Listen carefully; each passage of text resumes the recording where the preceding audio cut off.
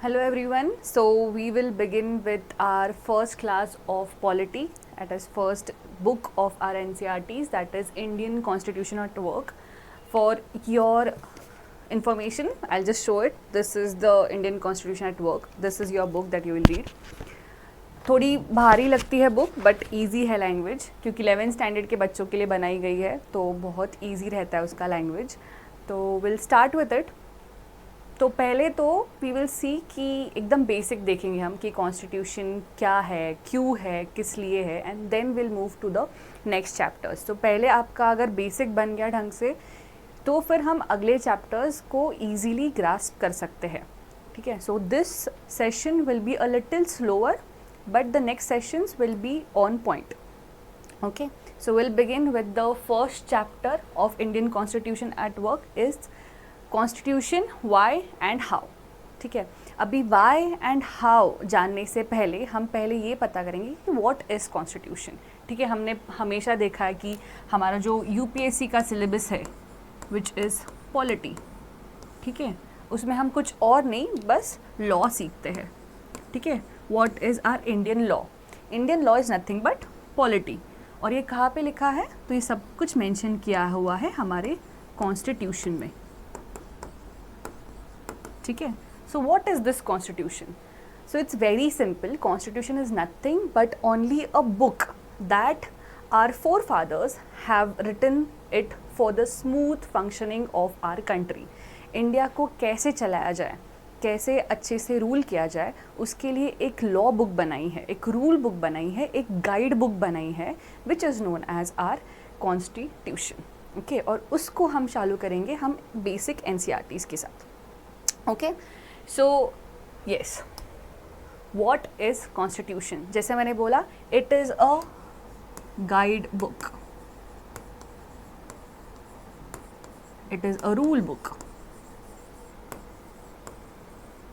जिसमें सारे rules mention किए हैं कि after you take birth in this country, when you become a citizen of India, what you need to do, how you need to do, और क्या rules होने चाहिए. हम एक बेसिक एग्जांपल लेंगे एक फैमिली का. ठीक है. एक इंटीग्रेटेड फैमिली, एक जॉइंट फैमिली. ठीक है.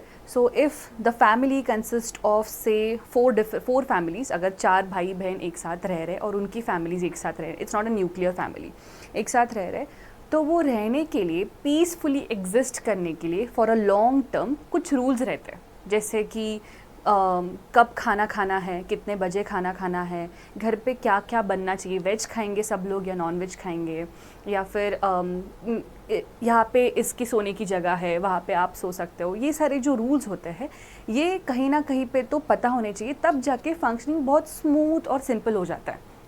ठीक है. वैसे ही बेसिकली जब इतना सा, मतलब एक फैमिली संभालने के लिए अगर रूल्स मेंशन किए जा सकते हैं, तो वैसे ही एक बड़ी सी कंट्री को संभालने के लिए अलग अलग रूल्स हमें पता होने चाहिए. और सिर्फ पता होने नहीं चाहिए, वो कहीं पे तो लिखे होने चाहिए. तो this is written in this book which is the constitution of India, जिसको हम संविधान भी बोलते हैं.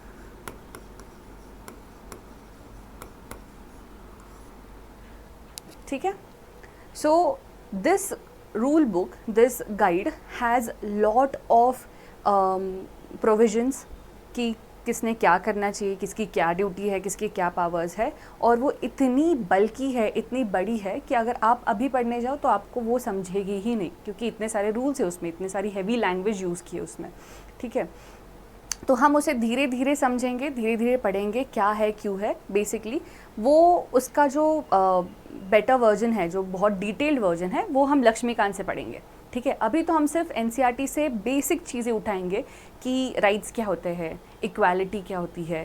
ठीक है. जैसे कि ये कि कॉन्स्टिट्यूशन क्या होता है, क्यों चाहिए कॉन्स्टिट्यूशन, ये सब कुछ पढ़ेंगे. ओके. तो starting with what is a constitution. It is basically a rule book, एक गाइड है हमारे लिए. ठीक है. इतना ही अभी तक सिर्फ जान लो. This is how our constitution of India looks like, जिसपे सत्यमेव जयते हमारी टैगलाइन है. ठीक है. We will go to our next question कि how and when it was made. अगर आप अभी अपनी NCRT पढ़ने लगोगे तो उसमें पहले फंक्शंस लिखे हुए हैं कॉन्स्टिट्यूशन के, बट हम पहले ये देखेंगे कि किसने बनाया, कब बनाया. ठीक. ओके. सो ट्राई करो कि पहले थोड़ा सा एंड ऑफ द चैप्टर वहाँ से पढ़ो, when and why this, who made this constitution. Okay, तो let's go to the historical background of our constitution कि कब और किसने बनाया था। तो ये कॉन्स्टिट्यूशन बनाया गया था, these are the important dates.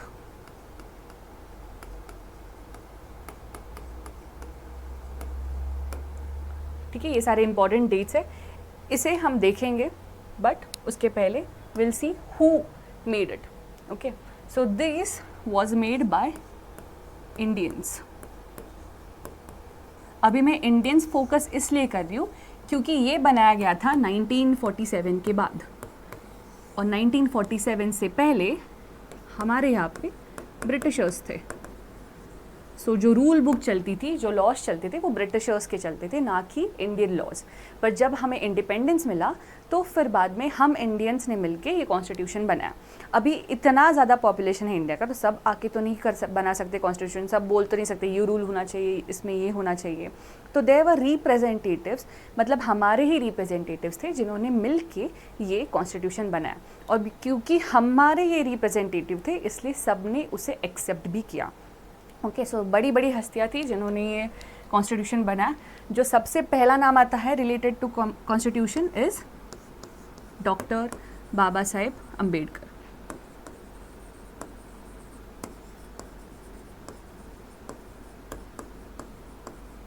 तो इन्होंने लिखा क्या कॉन्स्टिट्यूशन या क्या किया, तो he was the chairman of the drafting committee.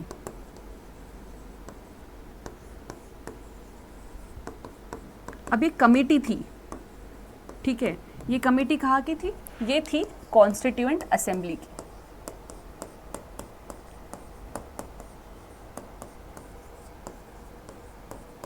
ठीक है, अभी आप पूछोगे कि कॉन्स्टिट्यूएंट असेंबली क्या है, तो इतना डीप में नहीं जाना है। कॉन्स्टिट्यूएंट असेंबली मतलब एक छोटी सी, उन्होंने एक छोटा सा ग्रुप बनाया था जिसमें सारे इंटेलेक्चुअल पीपल, सारे जो फ्रीडम फाइटर्स थे हमारे, जो इन्वॉल्व थे लॉज बनाने में, उनको असेंबल किया था, सो दैट वो जाके हर एक पर्सपेक्टिव से लॉज बनाए, रूल्स बनाए, प्रोविजंस बनाए।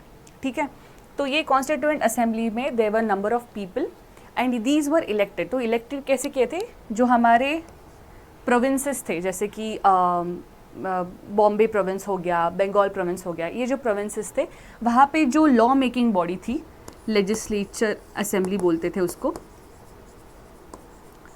तो वहाँ से उन्होंने इलेक्ट किए थे। ठीक है, तो this was according to the population, जितना पॉपुलेशन उसमें से उतने लोग जाके उसको रिप्रेजेंट करेंगे। ठीक है, तो ये कुछ पॉपुलेशन ऐसा होता था कि 1:10 lakhs, मतलब अगर 10 लाख लोग हैं तो उसमें से एक रिप्रेजेंटेटिव होगा उस कॉन्स्टिट्यूएंट असेंबली में। ठीक है, ऐसे करके पूरे टोटल कॉन्स्टिट्यूएंट असेंबली में हमारे टोटल थे 292 पीपल। मैं यहीं पे लिखती हूँ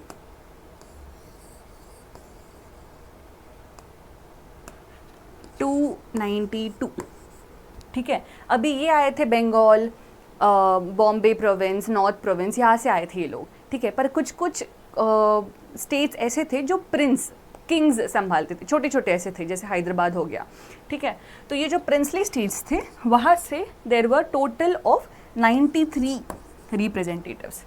ठीक है, तो ऐसे मिला के टोटल 385 रिप्रेजेंटेटिव जो थे उन्होंने बनाया था ये कॉन्स्टिट्यूएंट असेंबली। ये ग्रुप कॉन्स्टिट्यूएंट असेंबली जो है 385 लोगों को मिलकर बनाया था, जिसमें सब के रिप्रेजेंटेटिव्स थे। अभी सब रिप्रेजेंटेटिव्स मतलब क्या, यहाँ पे मैं बताती हूँ। 292 में से कुछ थे जो जनरल कैटेगरी को बिलोंग करते थे, कुछ थे जो सिख कम्युनिटी को बिलोंग करते थे, और कुछ थे जो मुस्लिम कम्युनिटी को बिलोंग करते थे। ठीक है, और यहाँ पे देयर वर डिफरेंट, अगेन वहाँ पे जनरल मुस्लिम से कैसे नहीं होता था, वहाँ पे जनरलाइज्ड होते थे, वहाँ से लोग डायरेक्टली इलेक्ट होते थे। ठीक है, तो ऐसे करके 292 प्लस 93 385 था। अब ये कॉन्स्टिट्यूएंट असेंबली बनी कब थी, ये बनी थी 1946 में। ठीक है, टू बी वेरी प्रिसाइज ये 1946 में बनी थी, और ये बना था हमारे इंडिपेंडेंस के पहले। ठीक है, तो ये बना था कैबिनेट मिशन के ऊपर। ये फैक्ट सारे हिस्ट्री से रिलेटेड है, सो जब आप हिस्ट्री पढ़ोगे तभी आपको समझेगा कि कैबिनेट मिशन प्लान क्या था। ये ब्रिटिशर्स का सब कुछ टैगलाइंस थी, ठीक है, कि कोई तो किसी ने तो रिकमेंड किया था इसलिए फिर वो बना था, ठीक है। तो ये कॉन्स्टिट्यूएंट असेंबली 1946 में बनी थी, इसलिए इतने सारे लोग थे।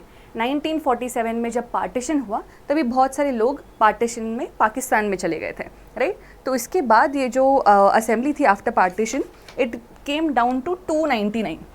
ये जो पूरा 385 नंबर है ये 299 तक चला गया, ठीक है। So this was the amount of people who were representing India in Constituent Assembly, ठीक है। तो यही लोग हैं जिन्होंने 2 साल 11 महीने मिले, मतलब टोटल उनके मीटिंग्स हुए थे कुछ तो 166 डेज वो मिले, उन्होंने डिबेट किया, उन्होंने डिस्कस किया, उन्होंने अपने पर्सपेक्टिव्स रखे एक दूसरे के सामने और फिर जाके ये कॉन्स्टिट्यूशन बना, ठीक है। तो ये हुआ था 1946 में। जो फर्स्ट मीटिंग हुई थी, See, the beginning was 9th December 1946, जब असेंबली जो थी कॉन्स्टिट्यूएंट असेंबली ये बनी थी, was formed, ठीक है। 1947 में जब हमें इंडिपेंडेंस मिला उसके एक दिन पहले इसकी फर्स्ट मीटिंग हुई, ठीक है, कि इसके बाद क्या करना है। इंडिपेंडेंस मिलने के बाद 10 दिन के बाद तो नहीं मिलेंगे, तो पहले ही उन्होंने डिसाइड किया था कि क्या करना है, कब मिलना है, कैसे आगे की प्रोसीजर करनी है, ठीक है। So these all representatives met together and 26 November 1949, आप देख सकते हो 1946 में फॉर्म हुआ है, 47 में मीटिंग हुई, 49 में the constitution was prepared, it was done, ठीक है। कॉन्स्टिट्यूएंट असेंबली जो थी उन्होंने बोला कि अब ये रेडी हो चुका है। तो this was a game of 2 years 11 months। ये फैक्ट्स क्यों इंपॉर्टेंट है, क्योंकि ये क्वेश्चन में आते हैं, ठीक है, स्टेटमेंट्स में डायरेक्टली पूछे जाते हैं। तो इसमें उन्हें टोटल 166 डेज मिले। जब आप लक्ष्मीकांत पढ़ोगे तब इसमें ये भी दिया है कि कितना खर्चा हुआ, ठीक है, कहाँ से क्या क्या मंगाया गया, कितना ज़्यादा खर्चा हुआ, तो एक्सपेंसेस भी बताए गए हैं, ठीक है। तो अभी वो पढ़ने की ज़रूरत नहीं है, ना वो याद भी रहेगा, बट बहुत ज़्यादा खर्चा हुआ था क्योंकि ऑब्वियस सी बात है, तभी प्रिंटिंग हो, तभी जो कैलीग्राफी की थी, तभी जो बोरो किया था, तभी कहीं ना कहीं से तो कुछ ना कुछ तो पढ़ना था, फिलोसॉफिकल थिंग्स, तो वो सब कुछ मंगाने के लिए दैट जो खर्चा हुआ था that was little expensive, but still अभी तक कॉन्स्टिट्यूशन चल रहा है, मतलब that was all worth it, ठीक। सो 26 नवंबर 1949 को कॉन्स्टिट्यूशन प्रिपेयर हुआ, कॉन्स्टिट्यूशन असेंबली ने कॉन्स्टिट्यूशन को अडॉप्ट किया, ठीक है। तो ये जो डेट है वो क्यों इम्पॉर्टेंट है, क्योंकि ये मेंशन्ड है कॉन्स्टिट्यूशन में। कहाँ पे मेंशन्ड है? प्रियम्बल में। This is mentioned in preamble that we on 26th of November 1949 adopt to this constitution, ठीक है। सो यहाँ पे अडॉप्ट हुआ था और यहाँ पे कुछ इंपॉर्टेंट प्रोविजंस जो थे वो साइन अप हुए थे, जैसे सिटीजनशिप, ठीक है। तो ये इंपॉर्टेंट था कि कौन कौन सिटीजन है इंडिया का। तो ये जो थोड़े बहुत इंपॉर्टेंट चैप्टर्स थे वो साइन अप हुए थे, वो अडॉप्ट हुए थे ऑन 26 नवंबर 1949। बाकी रख दिए गए थे 26 जनवरी 1950 के लिए। 26 जनवरी को क्या हुआ था हमें सबको पता है, इट्स द रिपब्लिक डे, हमारा फर्स्ट रिपब्लिक डे हुआ था, ठीक है। तो इस रिपब्लिक डे को कॉन्स्टिट्यूशन अडॉप्ट किया था। 24 जनवरी को इलेक्शन हुआ, प्रेसिडेंट बने राजेंद्र प्रसाद, ठीक है। इसके साथ एक और इम्पॉर्टेंट चीज़ हुई थी, वो थी 24 जनवरी को हमारा नेशनल एंथम जो है वो अडॉप्ट किया था, ठीक है, मतलब वो एक्सेप्ट किया गया था। तो ये क्या था? जन गण मन। So this is also an important fact. ये एनसीईआरटी में नहीं दिया है बट ठीक है। तो 26 जन 1950 को रिपब्लिक डे था। इस दिन जो पूरा कॉन्स्टिट्यूशन था, सो हमारे जो मेंबर्स थे 299 मेंबर्स, उसमें से जितने प्रेजेंट थे 284 मेंबर्स प्रेजेंट थे, उन्होंने आके सब ने मिलके साइन किया and the constitution was adopted as the constitution of India, ठीक। इसके बाद एक्शन में आया ऑन 26 जन, मतलब पहले मीटिंग हुई, बना कॉन्स्टिट्यूशन ऑन 1949, उसमें प्रोविजंस कुछ कुछ मिल गए, उसमें से फिर 24 जनवरी को जो है वो उन्होंने साइन किया और पास किया, एंड 26 जनवरी 1950 को एक्शन में आया, ठीक है। तो ये पूरा कॉन्स्टिट्यूशन के प्रोविजंस थे वो एग्जीक्यूट होना चालू हो गए, ठीक है, कि कैसे अब गवर्नमेंट फॉर्म होगी, कैसे रूल्स बनेंगे, क्या क्या रूल्स अप्लाई होंगे, सारे रूल्स अभी तब से अप्लाई होना चालू हो गए, ठीक है, क्लियर। अभी इसमें एक चीज़ इम्पॉर्टेंट है कि ये कॉन्स्टिट्यूशन इन लोगों ने तभी बनाया और हम अभी तक फॉलो करते आ रहे हैं, तो तभी कॉन्स्टिट्यूशन सब ने एक्सेप्ट कैसे किया, क्यों कोई किसी ने उसके खिलाफ आवाज़ नहीं बढ़ाई, क्यों किसी ने अभी भी कोई उसके बारे में कुछ बोलता नहीं, everyone just goes along with the constitution, why like that, because तभी वो रिप्रेजेंटेटिव्स थे, क्योंकि उन्होंने they were the participants of the freedom struggle, ठीक है, उन्होंने हमें स्वातंत्र दिलाने में मदद की थी, उन्होंने ही दिलाया था, तो देवर आर रिप्रेजेंटेटिव, हमें फुल ट्रस्ट था उन पे। और वो ऐसे नहीं है कि आज जो 2-4-5 लोग थे उन्होंने प्रोविजंस लाए और उन्होंने कर दिया, ठीक है, उन्होंने बोला कि ऐसा होना चाहिए तो ऐसा होना चाहिए, नहीं, each and every participant in the constituent assembly उन्होंने हर एक मुद्दे को डिस्कस किया, अगर नहीं अच्छे से जा रहा था तो उस पर डिबेट किया, ठीक है, दिस एवरीथिंग वाज डेलिबरेटेड, ठीक है, हर एक पे बहुत अच्छे से चर्चा हुई थी, जो किसी को भी नहीं अच्छा लगा था वो खारिज किया गया था, वो निगेट कर दिया गया था, वो उसमें से निकाल दिया गया था, जो सबको ही अच्छा लग रहा था, सबको ही सही लग रहा था, that was put into the constitution. So this everything was a tribute to public reason, public reason, ठीक है, ये इंपॉर्टेंट है, ये जो वर्ड्स होते हैं ना ये इंपॉर्टेंट है, this discussion, this debate, this deliberation, ये सब कुछ जो हुआ था, this was a tribute to our public reason, public reason की वजह से इतना सब कुछ हुआ था, क्योंकि दीज रिप्रेजेंटेटिव्स कल जाके उनको जवाब देना था लोगों को कि ऐसा प्रोविज़न क्यों डाला है कॉन्स्टिट्यूशन में, ऐसा प्रोविज़न क्यों नहीं है कॉन्स्टिट्यूशन में, तो उनके पास जवाब होना चाहिए था।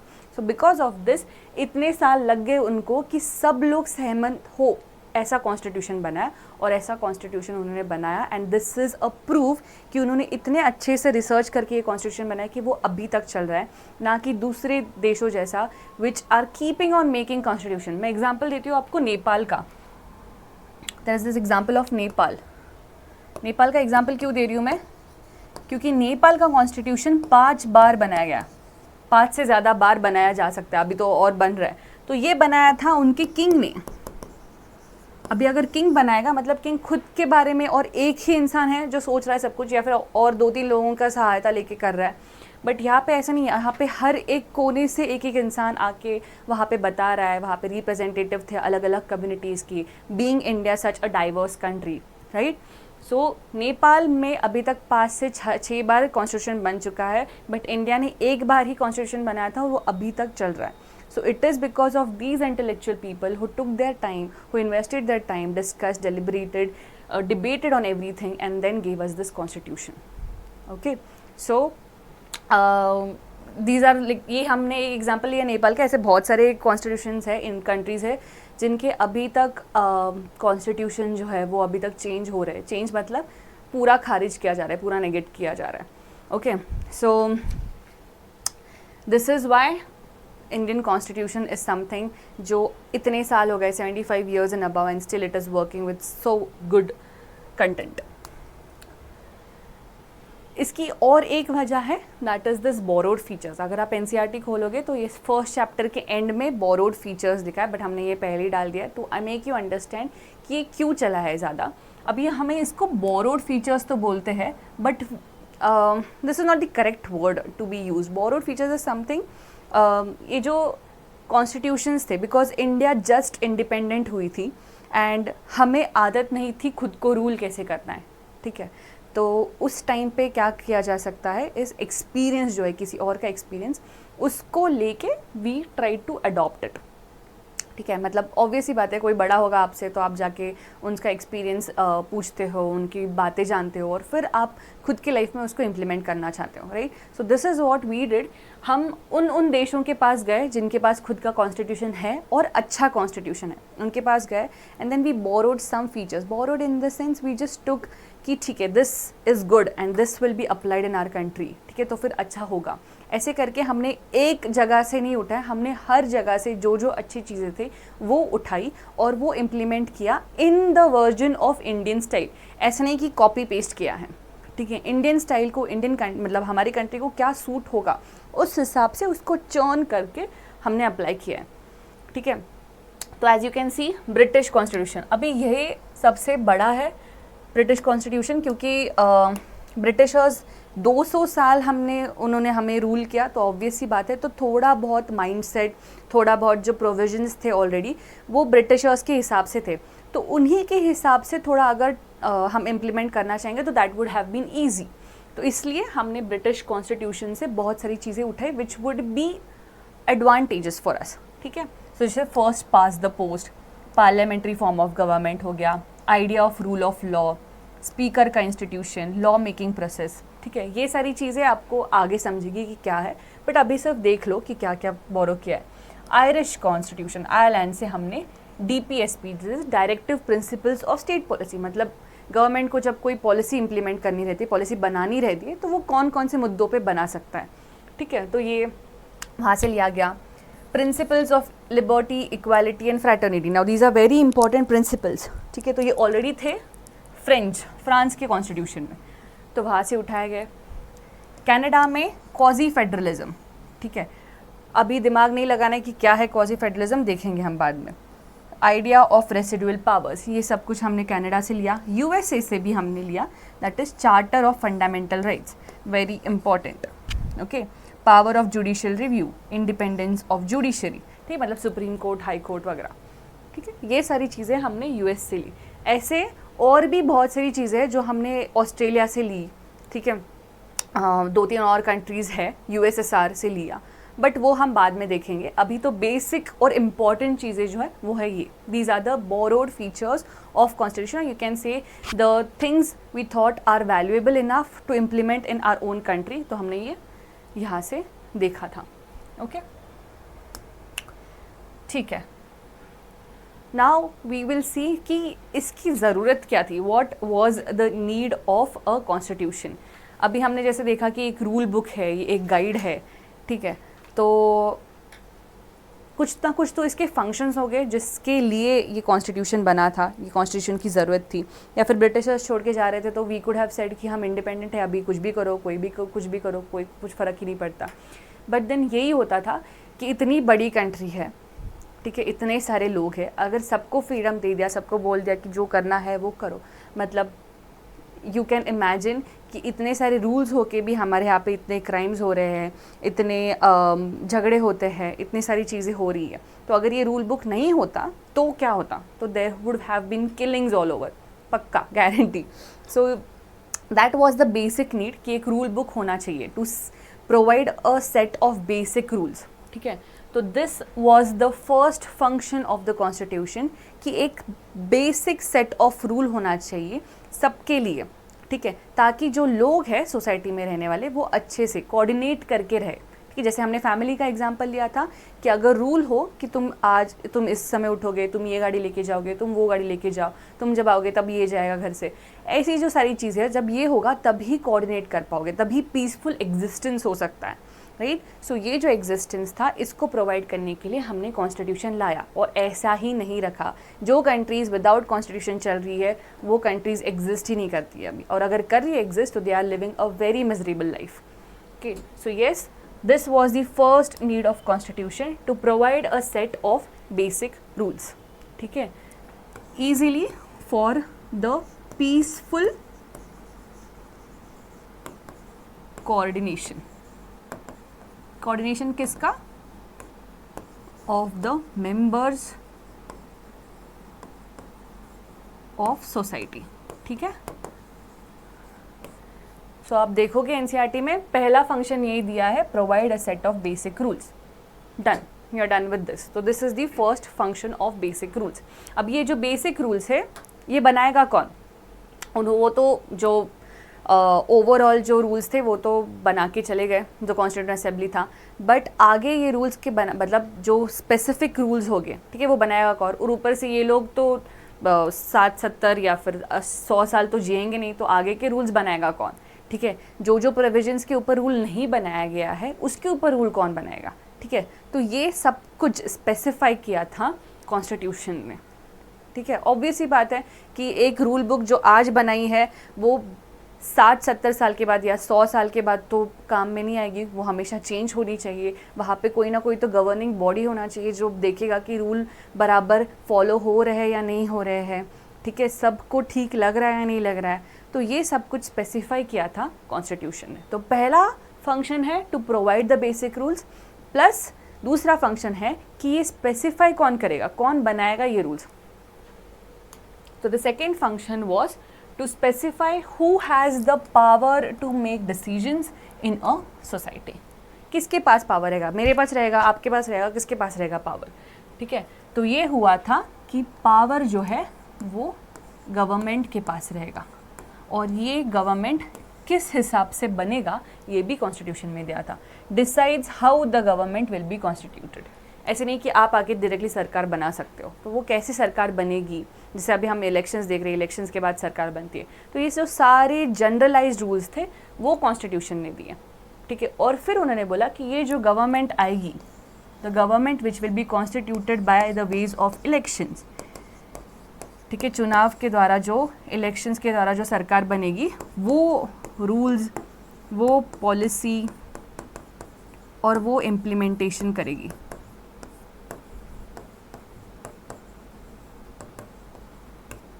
तो इंडिया का फ्यूचर जो है वो गवर्नमेंट के हाथ में होगा, और वो गवर्नमेंट कोई एक इंसान नहीं चलाएगा, तो वो पूरा पार्लियामेंट होगा. This will be the legislative body जो लॉ बनाएगी. उसके साथ जो काम करेगी that will be executive body, और इनको चेक करने के लिए रहेगी जुडिशरी बॉडी. ठीक है, समझ में आ रहा है?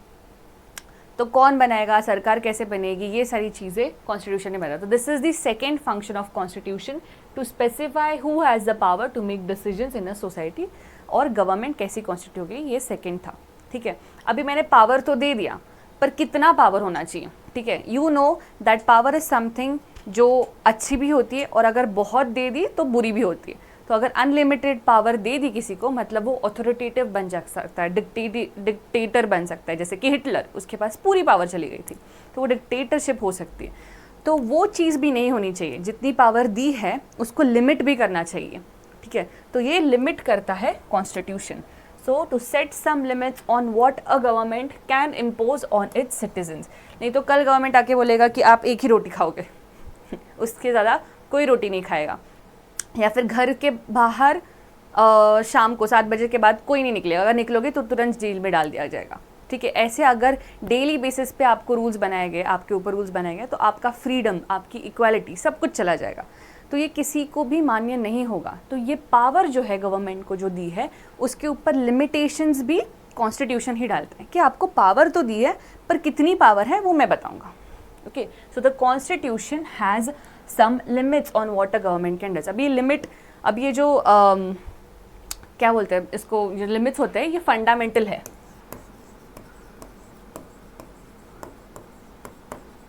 फंडामेंटल मतलब बहुत इम्पॉर्टेंट प्रिंसिपल है ये. ठीक है, कि कुछ भी हो जाए पर लिमिट क्रॉस नहीं हो जानी चाहिए गवर्नमेंट की to make rules on the people. Okay, अभी ये है थर्ड फंक्शन कि लिमिट है गवर्नमेंट पे कि क्या क्या करना चाहिए. हमें पता है कि हमारे पे कितने लिमिट्स हम एक्सेप्ट कर सकते हैं.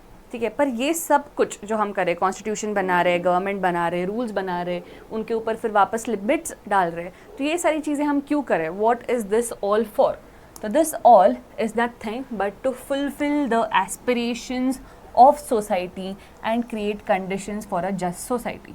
ये सेंटेंस बहुत बड़ा लगता है, बट कुछ है नहीं इसमें. इसमें सिर्फ इतना बोला है कि me as a person, as an individual, मुझे अपने जो एस्पिरेशंस है, मेरे जो गोल्स है लाइफ में, मुझे जो करना है, मेरी जो ड्रीम्स है, उसको फुलफ़िल करने के लिए कैसे खुद का ही देश, खुद का ही गवर्नमेंट कैसे हेल्प करेगा, ठीक है, to fulfil the aspirations of a society, ठीक है, as an individual, as a society कैसे फुलफ़िल करेगा and create conditions for a just society.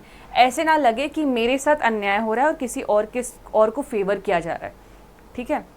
अगर ऐसे आज के टाइम पे भी किसी को लगता है तो वो जाके हम कंप्लेन करते हैं, पुलिस में कंप्लेन करते हैं, हम कोर्ट में जाते हैं, हम अपील करते हैं। ये सारी चीज़ें दिए है, ये किसने दिए है? कॉन्स्टिट्यूशन ने खुद दिया है, ठीक है। इसको सपोर्ट कौन करता है? इसको गवर्नमेंट सपोर्ट करता है कि हाँ आप ये कर सकते हो, राइट। और इसको अगर हाँ गवर्नमेंट भी ना सपोर्ट करता तो देयर आर पीपल, हमारे पास और वेज है जिससे हम स्ट्राइक कर सकते हैं, जिससे हम there are different constitutional body जिसके पास हम जा सकते हैं। ये सारी चीज़ें रहती है। तो ये दिया भी कॉन्स्टिट्यूशन ने है और हमसे ले भी कॉन्स्टिट्यूशन ही रहा है, ठीक है।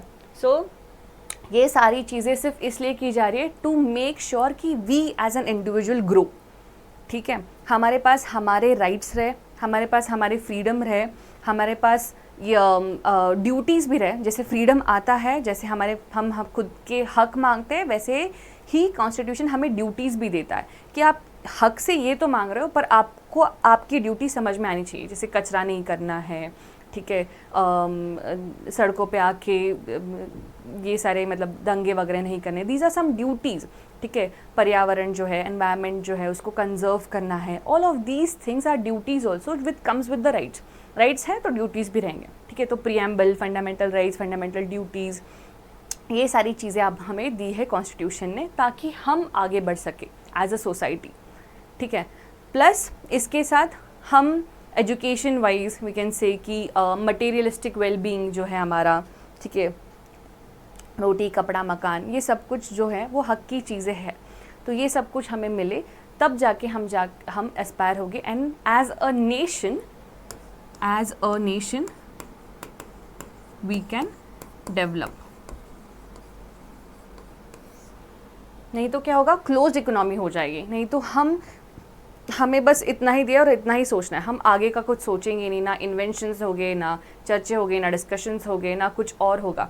बस उठ रहे, खा रहे, पी रहे, सो रहे, बस इतना ही होगा। तो no, we have to evolve as a human being, we have to contribute for the in the nation and in this सबका डेवलपमेंट होगा, right. So this is why ये सब कुछ है। तो this is also the fourth function of the constitution, to enable the government to fulfil the aspirations of a society and create conditions for a just society, okay.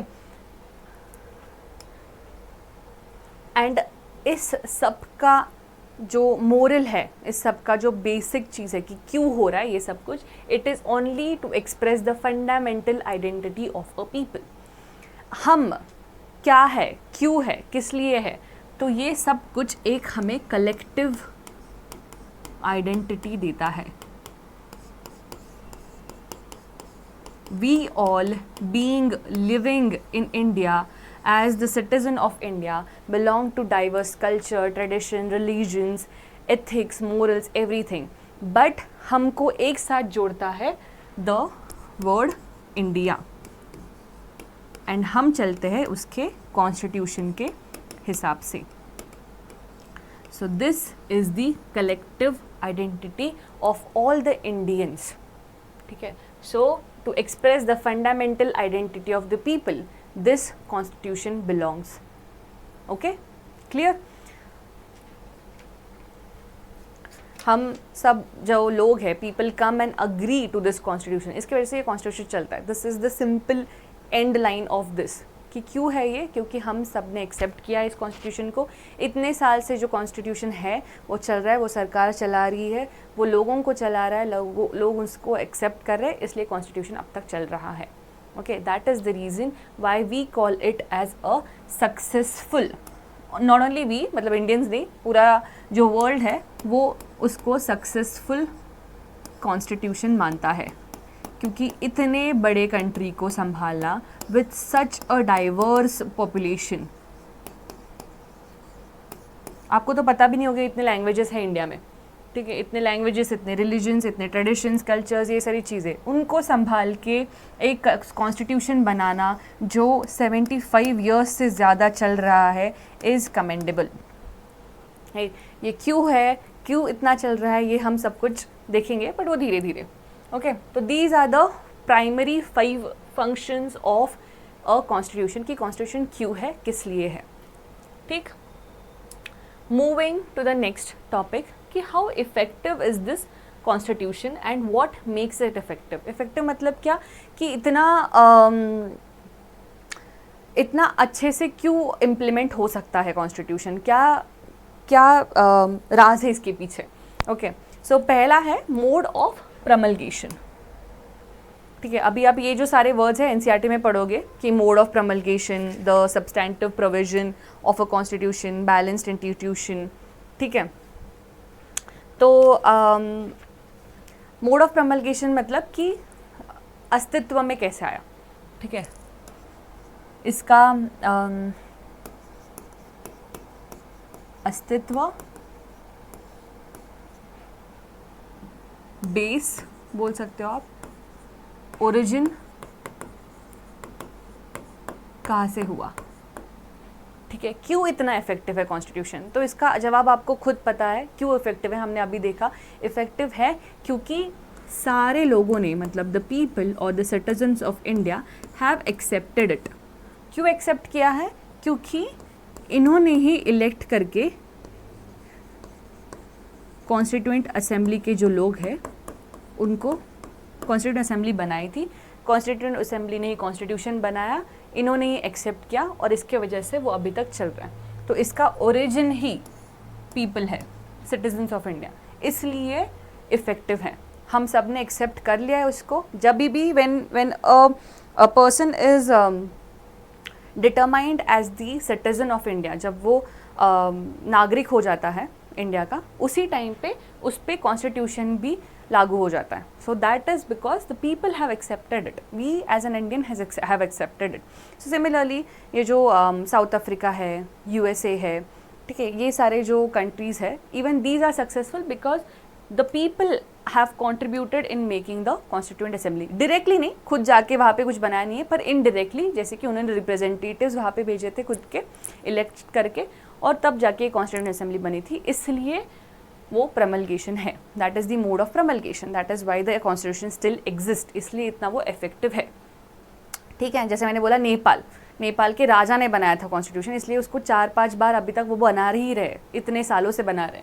वैसा India का नहीं है, constituent assembly ने बनाया क्योंकि हमको पता था those are the freedom fighters, those are those intellectuals जिन पे हम ट्रस्ट कर सकते हैं, उन्होंने हमें फ्रीडम दिया था, दिलवाया था, तो उन पे ट्रस्ट कर सकता है। सो 1947 के बाद, 1946 के बाद, those people who had the credibility, जिनके ऊपर लोगों का भरोसा था, वो थे कॉन्स्टिट्यूएंट असेंबली के मेंबर्स, और उन्होंने हमें कॉन्स्टिट्यूशन दिया।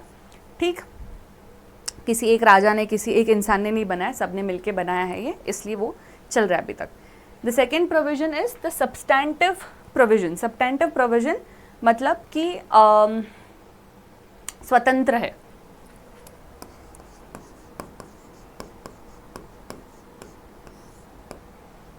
ठीक है, किसी इन्फ्लुएंस से नहीं आ रहा है। ठीक है, इसका पावर जो है वो खुद लोगों से आता है, खुद कॉन्स्टिट्यूशन से आता है, एक फ्रेमवर्क बनाता है, एक फ्रेमवर्क देता है। ठीक है, ना कोई आउटर इफेक्ट है, ना कोई एक्सटर्नल इन्फ्लुएंस है। This is a clean chit जो खुद लोगों ने बनाई है, जो हमारी कॉन्स्टिट्यूशन असेंबली ने बनाई है, हमने एक्सेप्ट की है, and so it preserves the freedom to rule our own country। ठीक है, इसलिए है ये सब्सटैंटिव प्रोविजन। ठीक, अभी अस्तित्व में है, स्वतंत्र है, फ्रीडम देता है, ओरिजिन है, ये सारी चीज़ें हैं, और हमने देखा कि गवर्नमेंट भी है। ठीक है, बट इन सब को, गवर्नमेंट को अगर पावर दे रहा है कोई, कॉन्स्टिट्यूशन पावर दे रहा है, बट देन अगर मैं चाहूँ तो as a government I can go and downgrade a constitution और मैं खुद सब कुछ चेंज कर सकती हूँ, राइट। तो इसके वजह से जो हमने लिमिट कर दिए है पावर, उसके वजह से हमने इंस्टीट्यूशन को बैलेंस करने के लिए और 2 एलिमेंट्स लाए हैं, ठीक है। वो एलिमेंट्स है जो I will raise this up,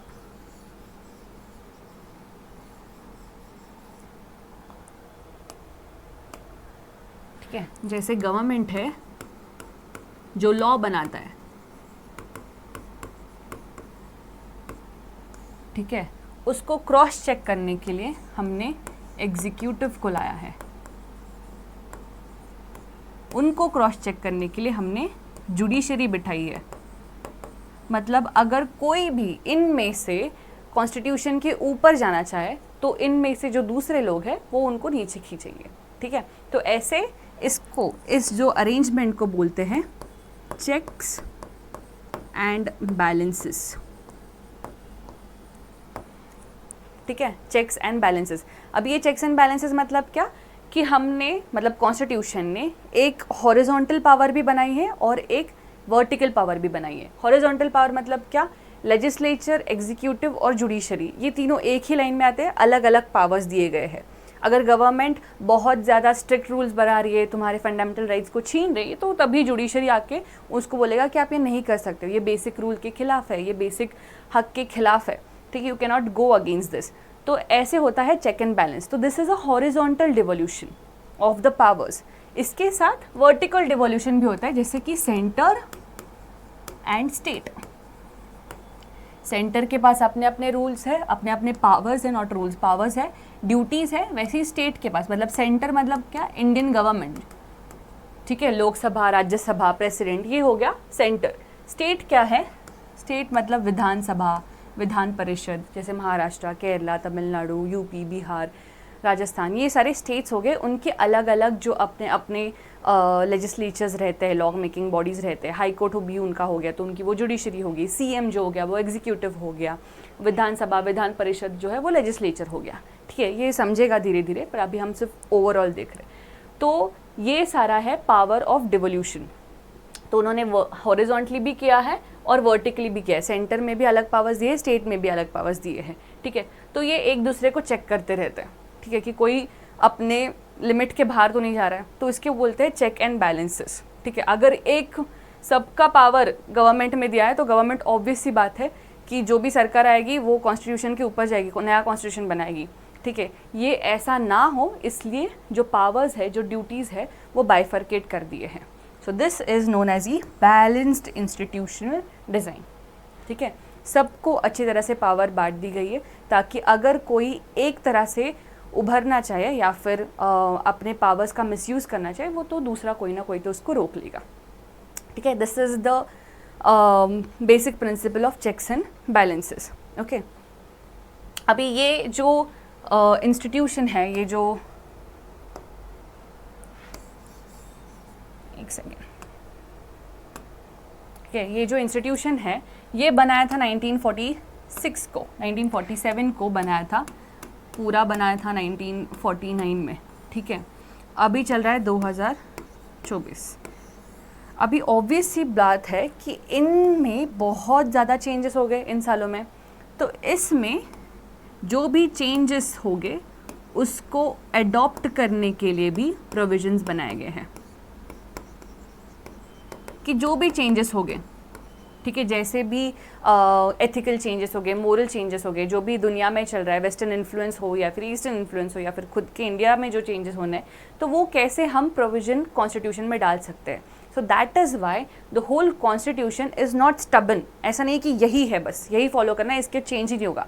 बहुत ज़्यादा रिजिड नहीं है हमारा constitution, it's not too rigid, ठीक है। थोड़ा सा फ्लेक्सिबल है कि आप अमेंड कर सकते हो, आप उसमें अलग अलग चीज़ें चेंज कर सकते हो, उसके लिए एक प्रोसेस डिफाइन किया है कॉन्स्टिट्यूशन ने, ठीक है।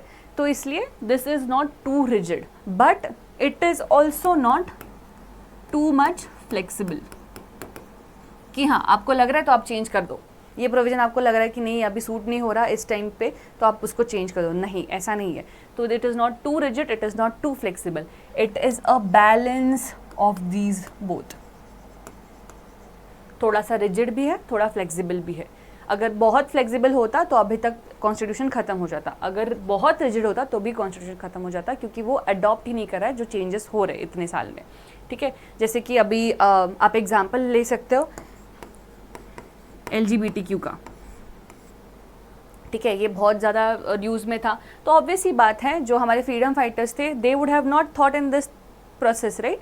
जो जेंडर इश्यूज़ है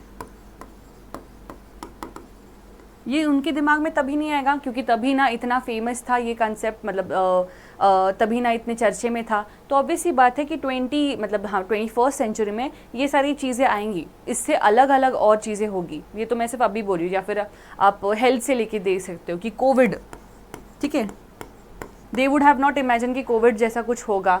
ठीक है, तो उस हिसाब से हमारे हेल्थ वाले स्कीम्स आए, हेल्थ के इंस्टीट्यूशंस बने, अलग अलग चीज़ें हुई। ठीक है, या फिर आप 1991 का एग्जाम्पल ले सकते हो कि हमने LPG रिफॉर्म्स लाए सारे। ठीक है, ग्लोबलाइजेशन हुआ, ये सब कुछ ये लोग तभी नहीं डिसाइड कर सकते थे, क्योंकि उनको पता ही नहीं था फ्यूचर में क्या हो सकता है। तो इसलिए उन्होंने एक स्पेस रखा कॉन्स्टिट्यूशन में कि आप चेंज कर सकते हो। तो दिस इज़ व्हाट, कि फ्लेक्सिबल भी रखा और थोड़ा बहुत रिजिड भी रखा, कि कुछ चीज़ें हैं जो आप चेंज नहीं कर सकते। आपको इक्वालिटी देनी है तो देनी है, वो आप चेंज नहीं करोगे, पर हाँ कुछ चेंजेस है जो हो रहे हैं, तो उसके हिसाब से आप चेंज भी कर सकते हो। तो it is not too rigid, it is not too flexible, it is a balance of both. तो बोथ इंस्टीट्यूशनल बैलेंस भी है और मोरल बैलेंस भी है in the constitution. That is why it is again a successful constitution. और because ये पूरे changes constitution में होते रहते हैं, हमारे कॉन्स्टिट्यूशन को लिविंग डॉक्यूमेंट बोला जाता है। It is a living document, कि वो चेंज हो रहा है as a human being, it is being evolved every time. So उसको लिविंग डॉक्यूमेंट भी बोला जाता है। ठीक है, so these are the important points जो आपके फर्स्ट चैप्टर में आपको दिखेंगे, मिलेंगे। हम वापस देखते एक बार। तो हमने देखा what is a constitution, we saw how and when it was made, कब बना था, किसने बनाया था, क्यों बनाया था। हमने इम्पॉर्टेंट डेट्स देखे। We saw the features that are borrowed, what was the need of the constitution. हमने फंक्शंस देखे कॉन्स्टिट्यूशन के, जो 5 इंपॉर्टेंट फंक्शंस है, ये आप खुद पढ़ोगे जब आप NCERT पढ़ोगे तभी। इफेक्टिव क्यों है कॉन्स्टिट्यूशन, हमने 3 पॉइंट्स देखे, मोड ऑफ प्रमलगेशन, सब्सटैंटिव और बैलेंस्ड इंस्टीट्यूशन, इसलिए इफेक्टिव है। इतनी सारी चीज़ें हो रही है कॉन्स्टिट्यूशन में, इसलिए। ठीक है, this is all that is what you need in chapter 1 of the constitution. Now अगर आपको NCERT पढ़ना है, NCERT का कोर्स अच्छे से करना है UPSC के लिए, क्योंकि UPSC ने कोई बुक्स रिकमेंड नहीं किए एक्सेप्ट NCERTs। उन्होंने बोला कि NCERT करो, बाकी तो हम जो ये लक्ष्मीकांत वगैरह बोलते हैं वो तो आउट ऑफ एक्सपीरियंस है कि वहाँ से आता है, बट जो बेसिक बुक्स बोला है UPSC ने पढ़ने के लिए, that is this NCERT। So make sure कि आप NCERTs बहुत अच्छे से पढ़ो। तो जब भी आप यहाँ पे लेक्चर करोगे या कहीं पे लेक्चर करोगे NCERT का, तो मेक श्योर कि आप वापस घर पे जाके वो तुरंत चैप्टर पढ़ रहे हो, तब जाके वो दिमाग में रहेगा। नहीं तो अभी देख लिया, हाँ ठीक है हो गया, नहीं, जाके फिर से घर पे पढ़ना है, तब जाके आपको और 4-5 चीज़ें एक्स्ट्रा मिलेगी उसमें। ठीक है, एंड ये क्यों इतना इंपॉर्टेंट है, तो मैंने एग्जाम्पल भी दिया है एक PYQ का। ठीक है, अभी मैंने ये एग्जाम्पल दिया है, बट इसमें से, इस चैप्टर में से ऑलरेडी 2 से 3 PYQs प्रीलिम्स में क्वेश्चंस आ चुके हैं। तो this a constitutional government by definition is, मतलब एक जो कॉन्स्टिट्यूशन का, मतलब हमने कॉन्स्टिट्यूशन में जो गवर्नमेंट बनाई है उसका डेफिनेशन क्या है। तो अगर आप ये पढ़ोगे तो आपको तुरंत आंसर मिल जाएगा, if you remember the functions of the constitution. A government by legislature, क्या ये कॉन्स्टिट्यूशन गवर्नमेंट का डेफिनेशन है? नहीं। पॉपुलर गवर्नमेंट, हमने ऐसा कुछ भी नहीं पढ़ा है अभी तक, तो पॉपुलर गवर्नमेंट भी नहीं। Multi party government, multi party government, doubt आ सकता है आपको मल्टी पार्टी गवर्नमेंट, पर हमेशा मल्टी पार्टी गवर्नमेंट तो होता नहीं है, कभी कभी सिंगल पार्टी भी गवर्नमेंट हो जाता है, मतलब मेजॉरिटी, राइट। तो constitutional government by definition is a limited government. अभी ये हमने कहाँ पे पढ़ा था, to specify some limits on the government. ठीक है, दिस इज वेयर और कॉन्स्टिट्यूशनल गवर्नमेंट, मतलब गवर्नमेंट, जो गवर्नमेंट का डेफिनेशन है कॉन्स्टिट्यूशन में वो क्या है, वो है एक limited government. Mark this as your correct answer and आपको 2 मार्क्स मिल जाते हैं in prelims via NCERTs. So polity का जो वेटेज है इन योर प्रीलिम्स वो होता है 15 to 20 क्वेश्चंस, मतलब टोटल आप बोल सकते हो कि 40 मार्क्स का आता है। उसमें से 4 to 5 questions are based from NCERT, मतलब यहीं पे आपके 10 मार्क्स फिक्स और बाकी 20 to 30 marks come from other sources. ठीक है, तो अगर आप एनसीईआरटी अच्छे से करोगे तो प्रीलिम्स में आपको 10 मार्क्स तो मिल रहे हैं, प्लस मेंस में आप ऐसे एग्जाम्पल्स, ऐसे डेफिनेशंस लिखोगे जिससे आपको ऑब्वियस सी बात है 20 to 30 मार्क्स एक्स्ट्रा मिलेंगे, बस यही से कॉपी पेस्ट करोगे तो। सो that's the weightage of the NCERTs. और अगर आपको इतना बेसिक समझेगा तभी जाके आपको जो लक्ष्मीकांत में लिखा है, जो मेंस में क्वेश्चंस आने वाले हैं, उसको आप आंसर कर पाओगे। So that's the importance of NCERTs. So this is the first chapter that we have completed. It's very basic, it's very easy. आप जाके खुद पढ़ोगे तो आपको और ईजी लगेगा। कुछ और चीज़ें होगी जो आप पढ़ोगे फिर आपको समझेगी, आप लिख सकते हो उसमें। ठीक है, from the next session onwards हम बाकी चीज़ें देखेंगे कि राइट्स क्या होता है, इक्वालिटी क्या होती है। ठीक है, बाकी सारे बाद में। तब तक के लिए this is all. Thank you.